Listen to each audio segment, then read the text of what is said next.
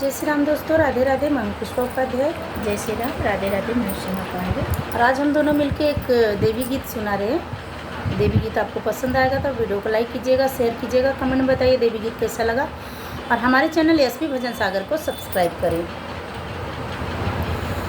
के करी ही डलिया लावई साझामा सबेरवा के करी डलिया ना आवे ठीक दोपहरिया के करी डलिया ना आवे ठीक दोपहरिया के करी डलिया ना शीतला की डलिया आवई साझावा सबेरवा भगवती डलिया ना आवे ठीक दोपहरी भगवती डलिया ना आवे ठीक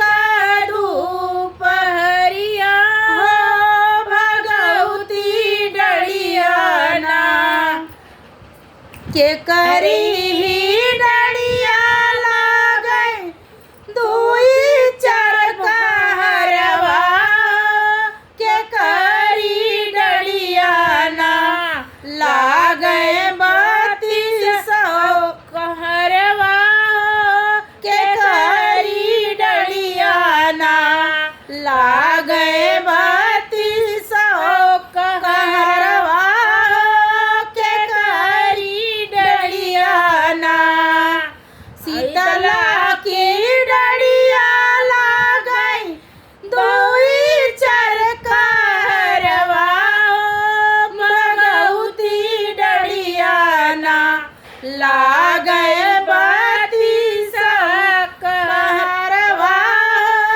भगवती डलिया ना लागै 3200 कहरवा भगवती डलिया ना के करी डलिया लागै लाल लाल मोहरवा के करी डलिया ना लागै पियर पीताम्बर के करी डलिया ना लागै पियर पीताम्बर के करी डलिया ना शीतला की डलिया लागै लाल लाल मोहरवा भगवती डलिया ना